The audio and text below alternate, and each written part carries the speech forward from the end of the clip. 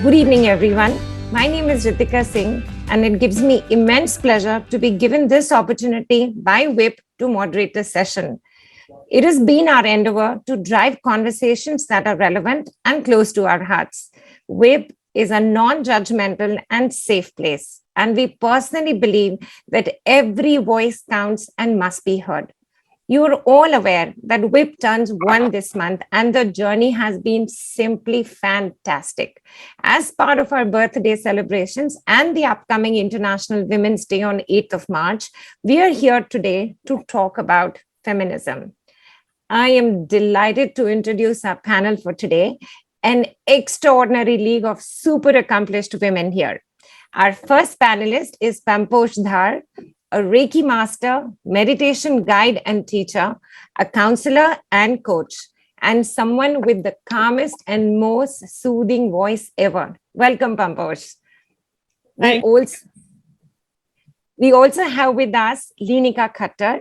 She has over 25 years of experience in the banking and technology industry and is currently leading the Diversity and Inclusion Charter at Nasscom. Welcome, Leenika.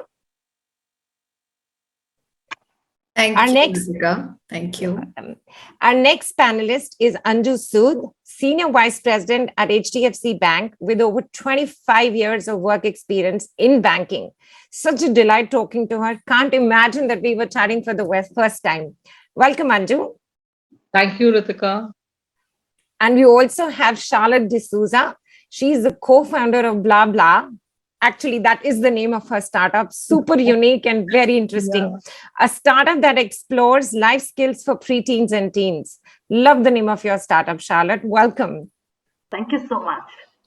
And we have Abhilasha Sidana with us, our next panelist. She is the founder of Shoutlo, a one-stop platform for all deans in the city. We also use her platform. She's also a super writer and she has some very interesting perspectives to life. Welcome, Abhilasha.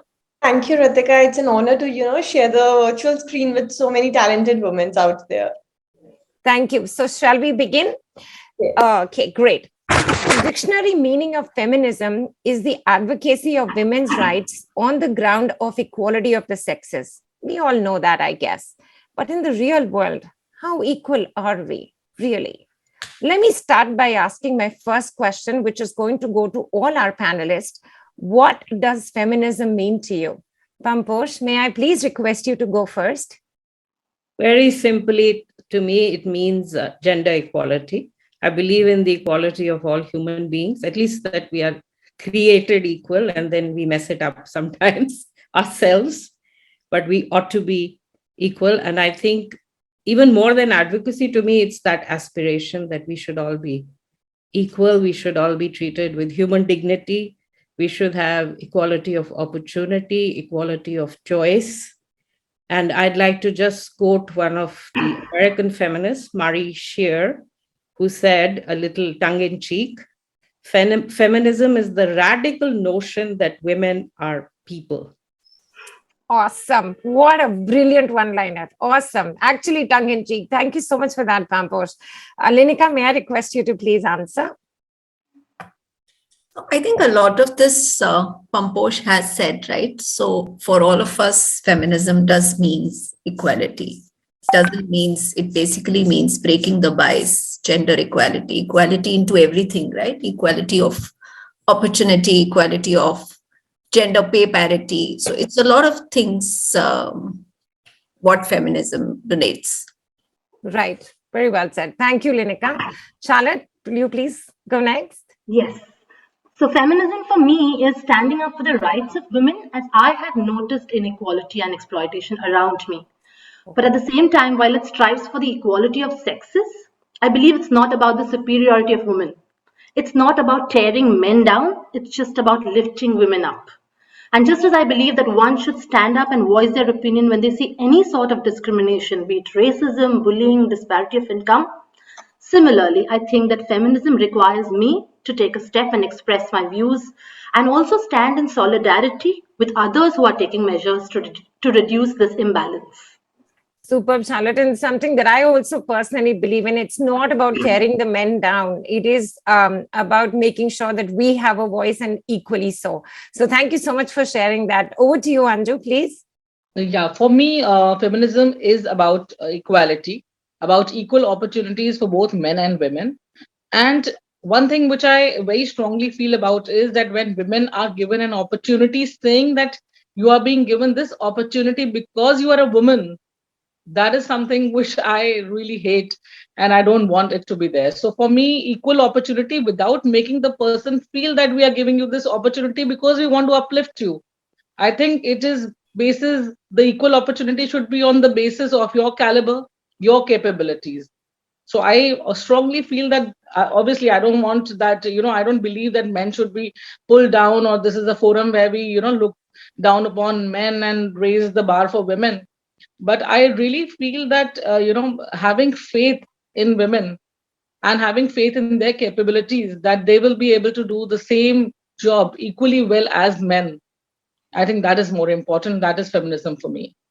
Thank you, Anju. And I quite agree with you. I think just the labeling of saying that we are giving you an opportunity because you're a woman completely takes away from the equality bit of it, even for us as people. Very true.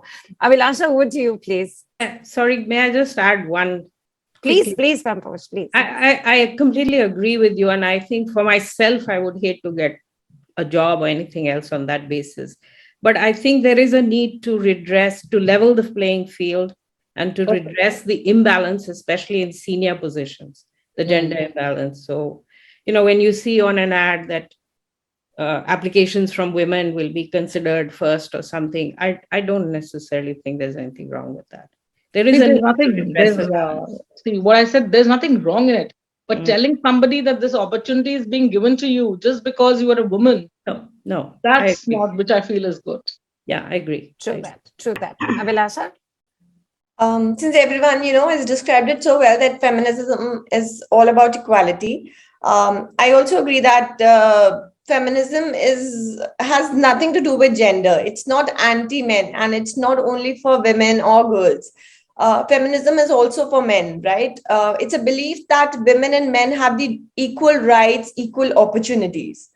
So I'll sum it up with this. Thank you, Abhilasha. And I think there are multiple points of view and schools of thought, and we've all been through that in some platform or the other. So it's really interesting. I remember someone had mentioned once to me before, when I was looking at getting an all-women panel for an entrepreneurship event that I was driving. And I reached out to some really amazing, accomplished women. They were probably the most senior in the lot. And they said that, Ritika, the moment you are going to call it a women's panel, I am not coming. Call me because I'm accomplished and not because I'm a woman. So I hear that. And at the same time, I loved because it got me thinking. I said, I need to have a women-centric panel. How do I get this across? And then I loved what someone had told me that Ritika, about 100 years back, women were not given the right to vote, right? So somebody started raising their hand and talking about right to vote, because we are as equal and our vote counts and we count, right? But today, after 100 years, when those rights were given to women about 80 years back after a 20-year fight, right, those questions and those conversations are irrelevant. So the whole deal about feminism is probably to not have these conversations 10 years down the line.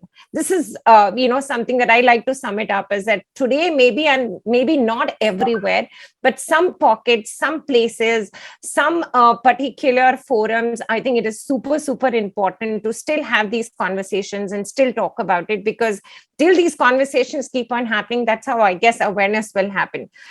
So my next question is to Pamposh and Leenika. Has the definition of feminism changed for you over the years? Over to you, Pamposh, first, please. I think the definition is still the same, that basically gender equality. And again, I believe in all kinds of equality, not only gender equality, but that's one thing. What has changed is my expression of it, because I've changed. I'm today 62 years old, and I'm not ashamed to hide I'm not embarrassed. So I say my age very openly. And I'm not 25. So maybe I'm less in your face with my opinions. I won't say I'm less militant, but the expression is different. I'm more willing to agree to disagree at certain times. Once I've said what I want to say, I'm more in support mode. So one thing I've learned also as a counselor in my formal training, if somebody comes to me with a problem and I give them a full solution, it's not their solution. So part of this equality is allowing women to have their own agency. So you don't give them a full solution, but you may suggest, let them bounce certain ideas off of you. You might say, okay, whatever you want to do, I'm there to support you. So in that sense, my own work in feminism, if you like, or my expression of it has changed, I would say. Wonderful. Thank you so much, Leenika. So I think a lot has changed from where we started, right? So I'm right now working, completing 26 years of working. Wow. And I can clearly see the environment that we had maybe 10, 15 years back also, right? Oh. When I came back from my first maternity leave.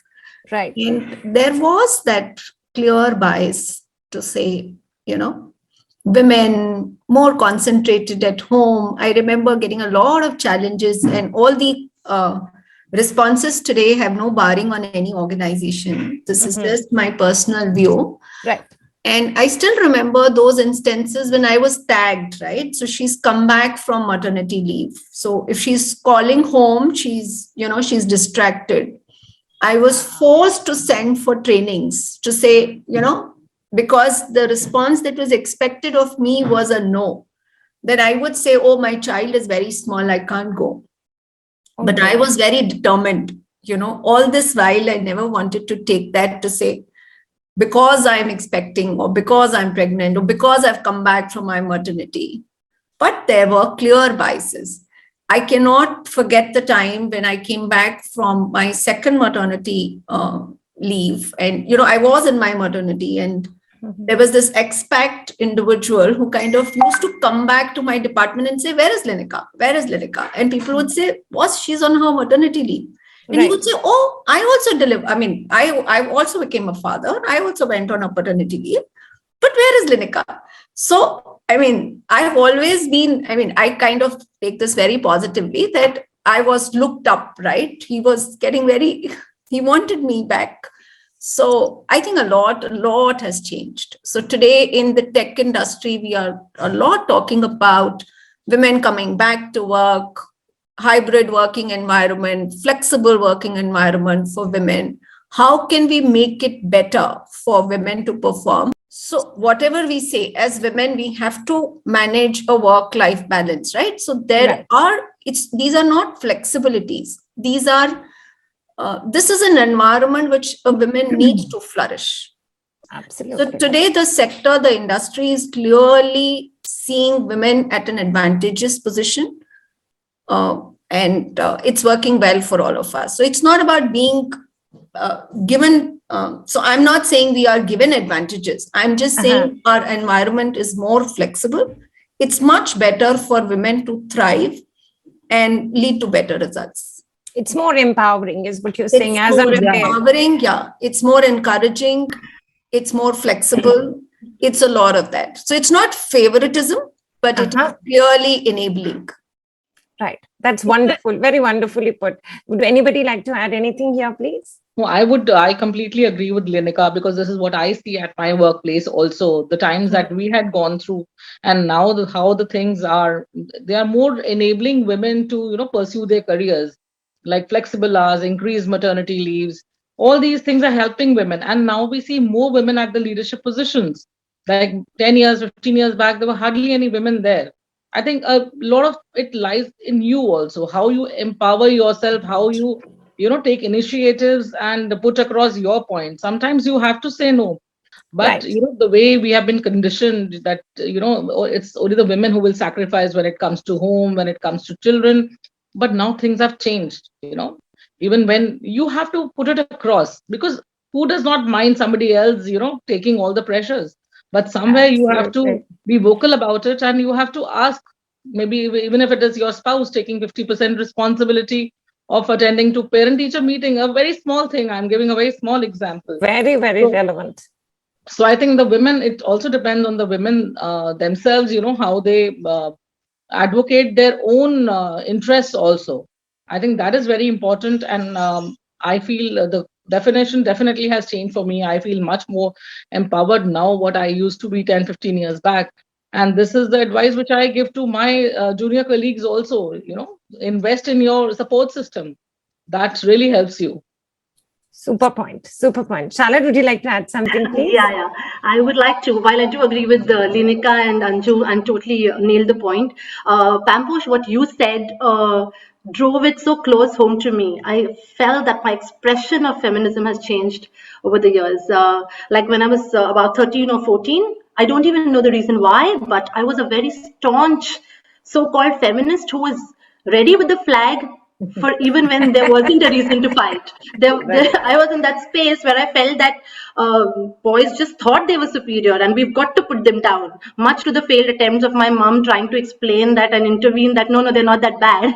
To today, I think life is, it's more of a mature space that I am in. Oh, it's absolutely, I completely agree with you. And I was just thinking that, concepts of feminism, the ones that I hear from my 15-year-old daughter and me, 47 years, we're like, I just have to tell her, calm down, girl, calm down. It's all good. It all turned out. It's okay. You don't have to be, like, झंडा पकड़ के आगे चलने वाली बात नहीं हो जाती. That's, I think I quite like what Pamposh said, that I'm still militant about it, but I'm just softer in my expression. So that's wonderful. That's great.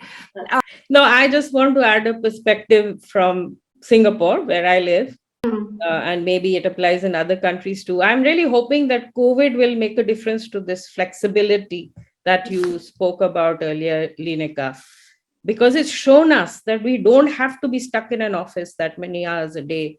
And I know that in many parts of the world, this will make it easier for women, especially women who either are going back to work, after maybe having kids and so on, or in some countries where you don't have that much household help and so on, nursing care, women who look after older people as well.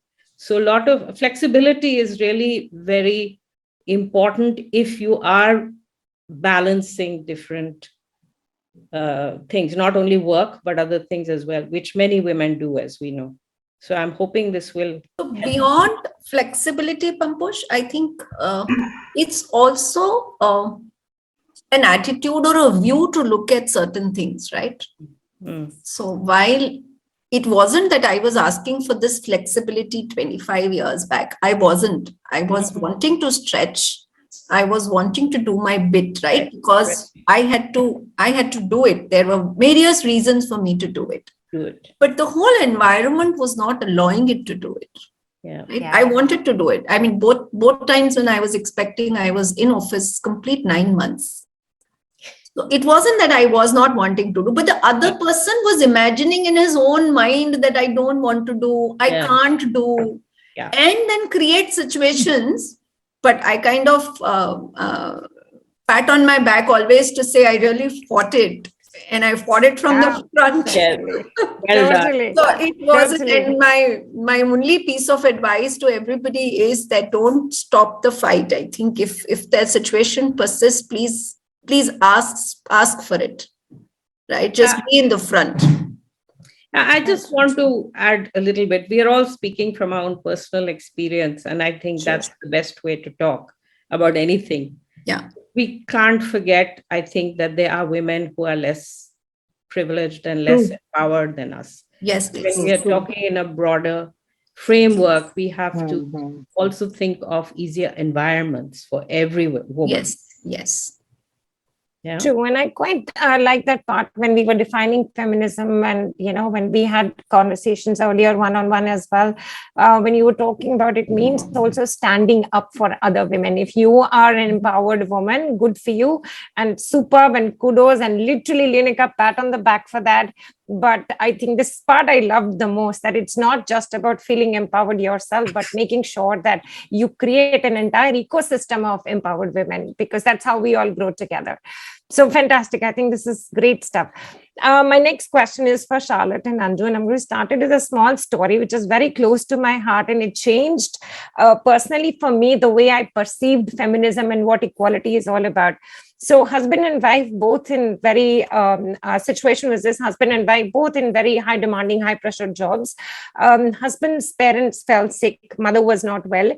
So the wife's mother was not well. So the wife took leave for a month.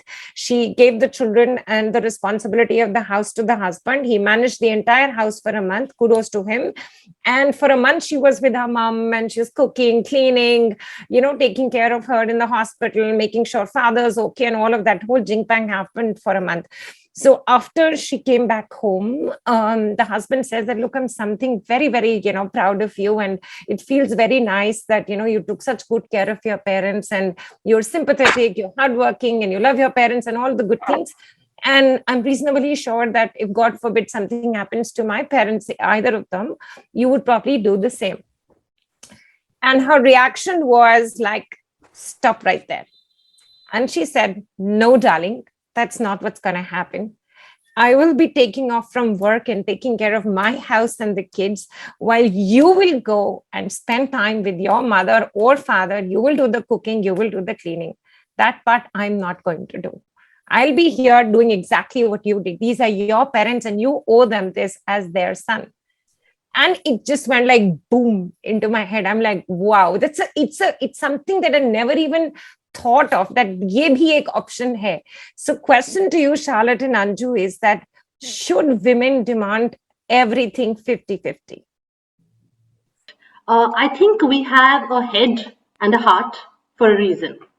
And I think it's very important to balance your IQ and your EQ. That's something that I strongly stand for. I like the example you gave. I went through something very close to that, but I'll come to that. I think that partners in every relationship should decide their responsibilities and division of their rights. It's a decision between them. On a larger scale, yes, feminist campaigns of the 20th century made the right to vote, public property, education, work possible, yes. But the roles in each household, I think, depend on the partners. And the division has to be based on choice and not on force. Coming to my example, I faced something very similar. And I'm sharing something very personal right here. My dad passed away, and I had to go to India. And coming through a lot of spending time, I'm living in the UAE, just to put it out there. But while I went to India, I know that my husband said that, you know what, stay that you need to be.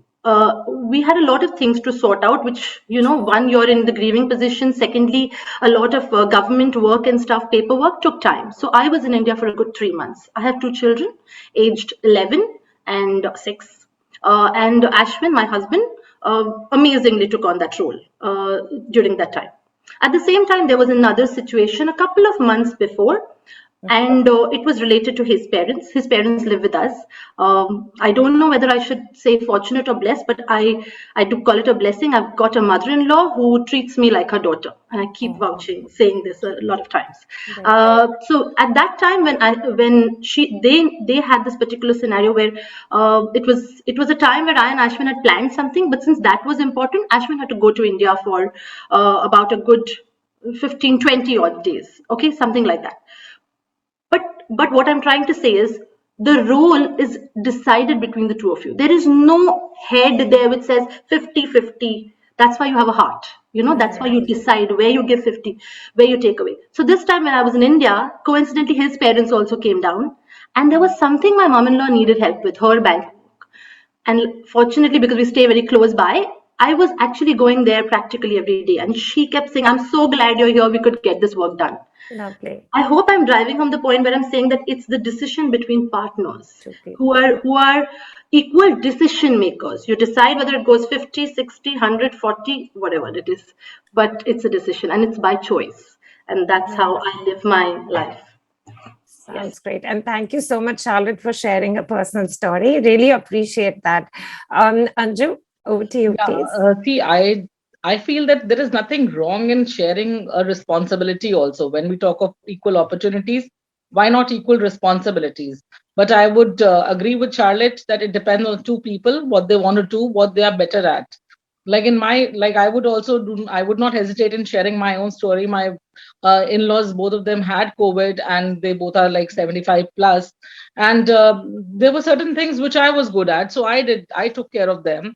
There were certain things which my husband was good at. So taking them to the hospital part, did that. Taking care of them at home, ensuring that they get the proper nutrition at home, they get proper medication, that I took care of. So this is how we divided the responsibilities. I don't think we can fix any kind of a percentage that 50-50, but yes, you have to say that I think there's nothing wrong in sharing responsibilities. Even men should share responsibilities and women should ask for it.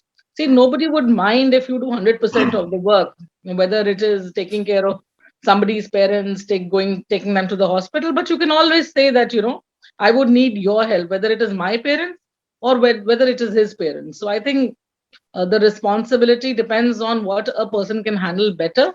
It is always together. I think that is the best way a couple can manage their household in today's world. Otherwise, just one person doing everything is not the possibility as of today.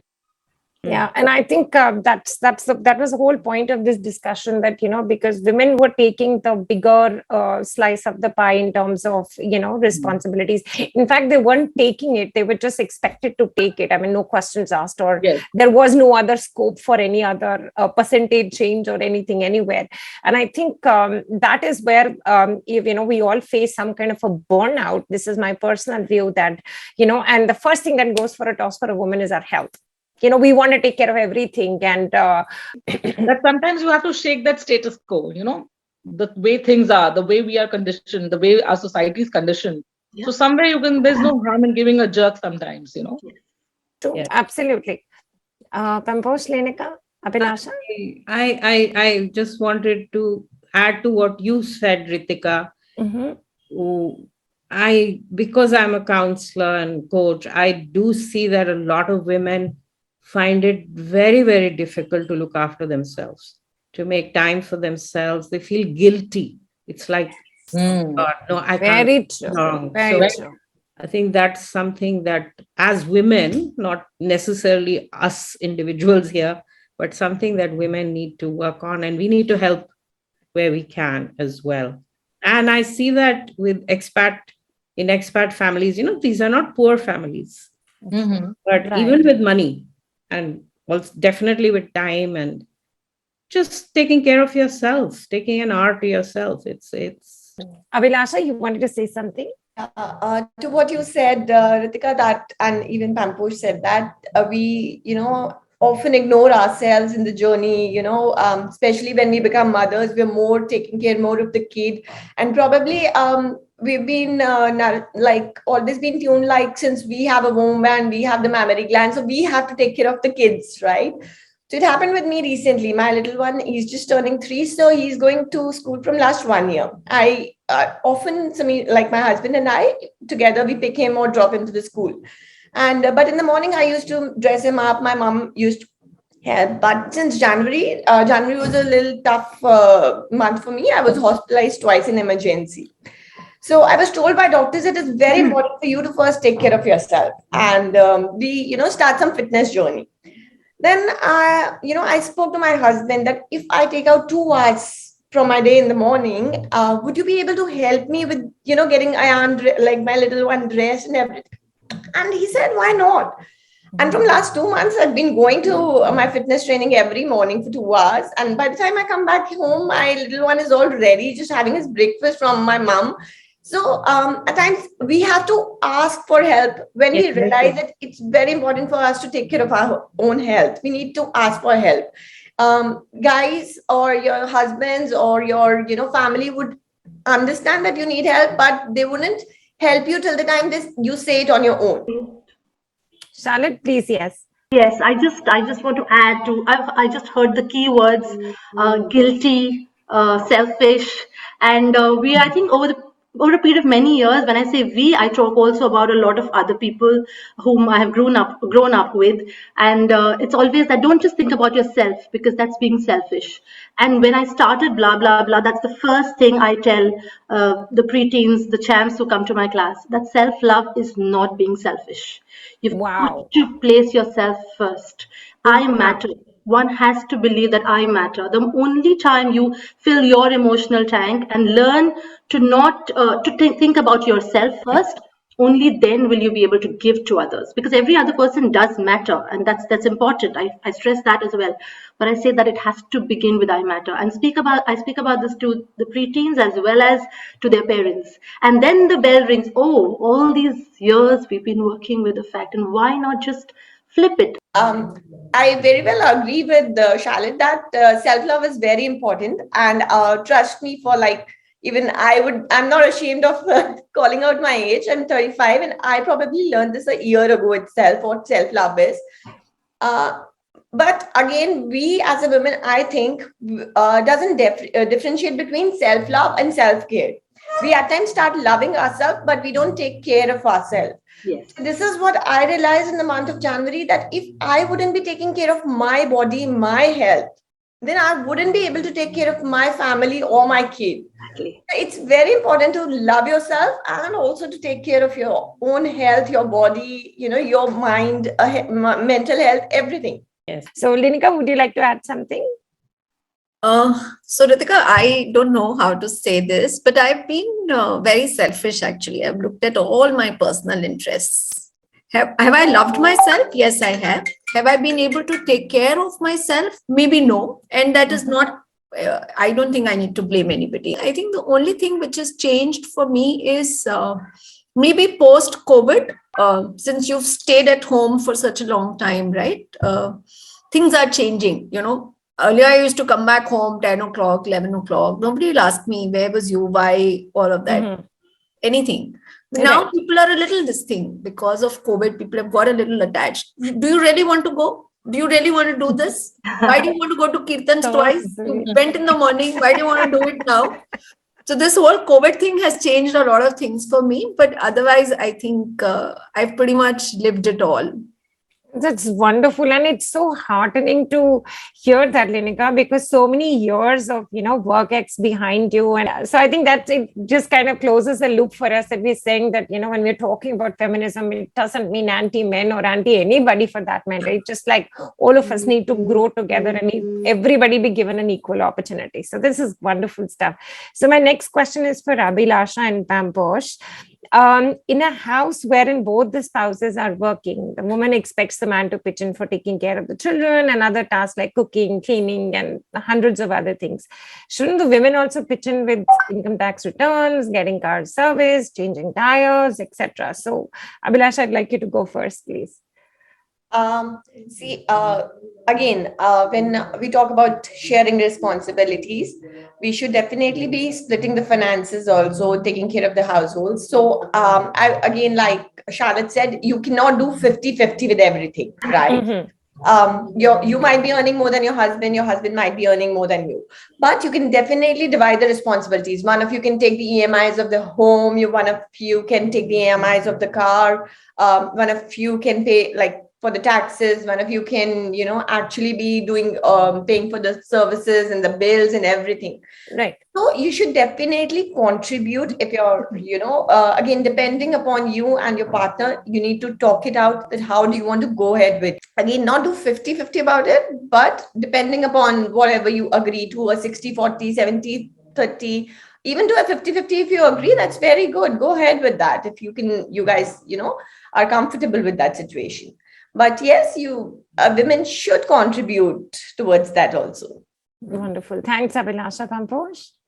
I completely agree with Abhilasha in a two-income family, but I see this play out differently where the wife, usually the woman, and I'll talk about that, which there are many families where the woman doesn't work.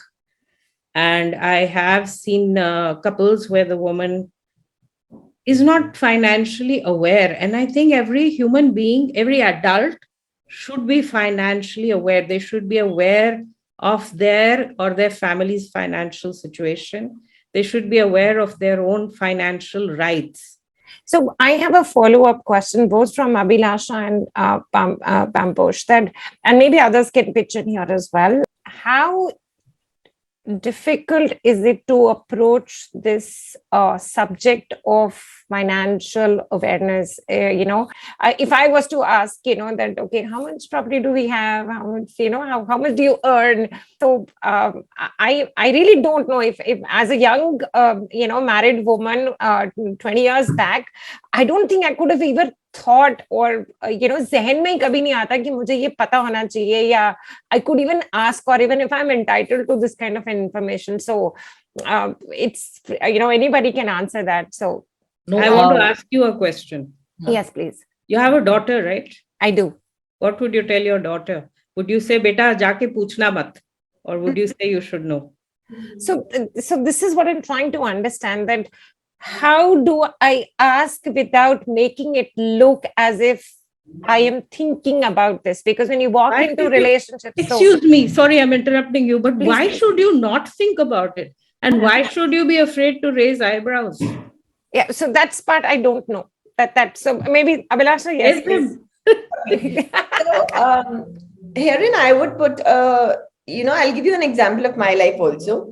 So when I got married, of course, it was a love marriage, but we did not ever ask each other about our salaries. When we started, when we got married, when we were dating, we never asked. When we got married and we started our lives, we both, with consent shared that these are the finances we are earning, these are the incomes we are earning, and these are going to be the expenditures we'll be going to do, right?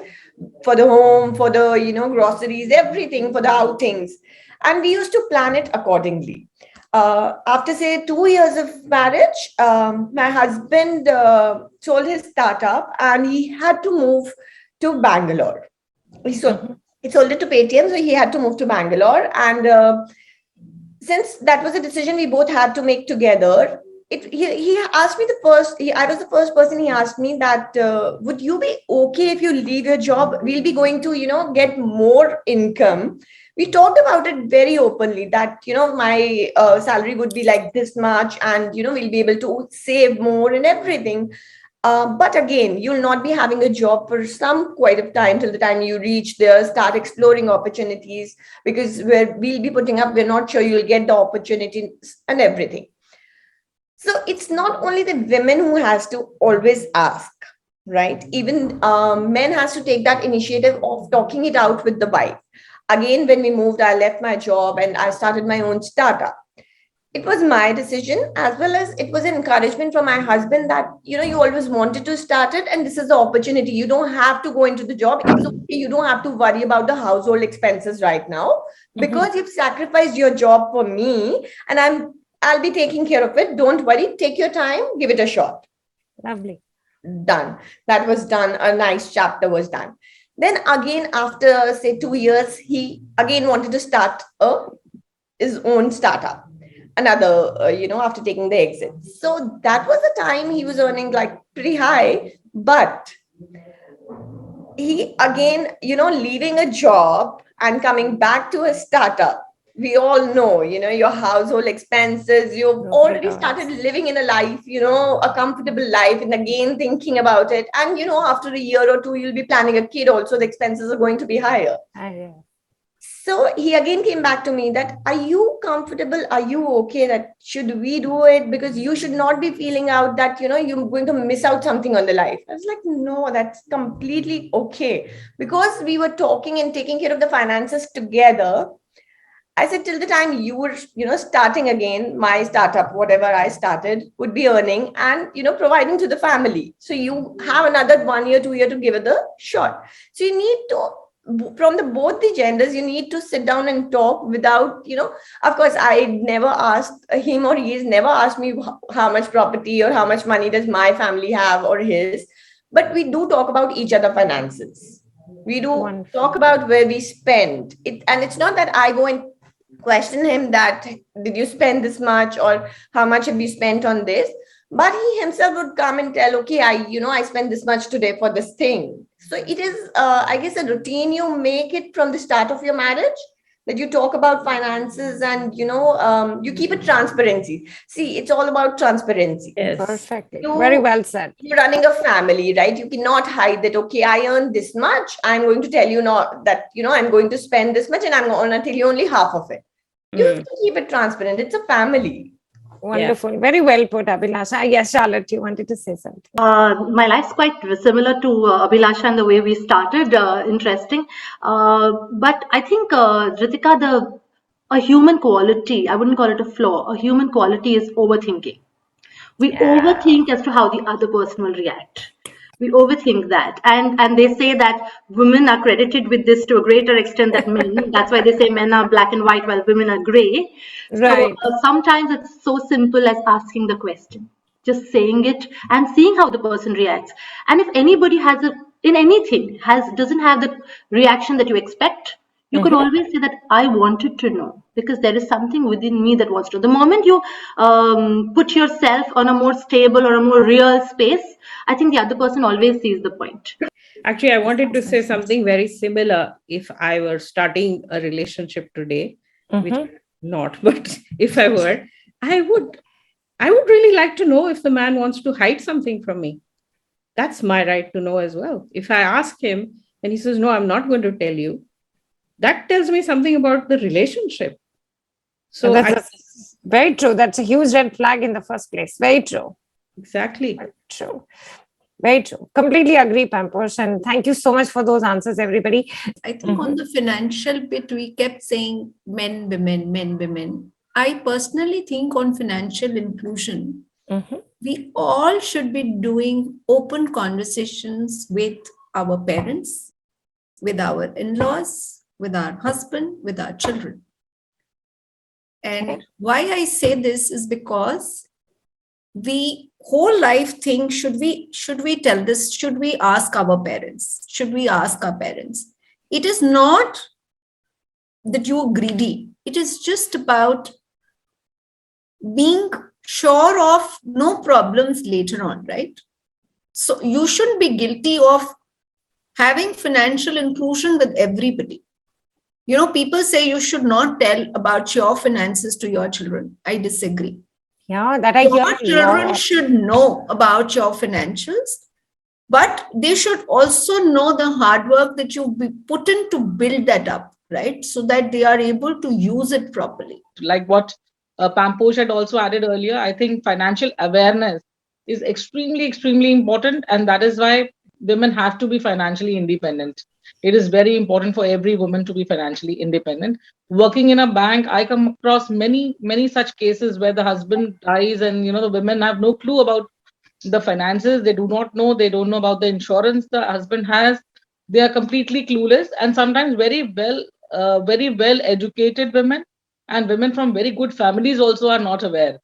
In the UAE, I have seen how laws are followed, because there are repercussions if they are not.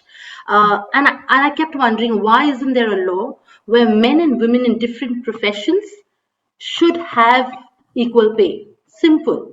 Because why is it left to a gray area? Why do you have a range wherein suddenly a man and I have been in that position, and I have been fighting that right. So I have fought the fight. I've won it a number of times. Maybe sometimes I've not won it, but I've ensured that I was fighting that route. And but so to say, why should that be a reason for fight? Why can't that be black and white? When a man and a woman are doing the same work, why can't it's equal, right? You can have two men in that place. You can have a man and a woman.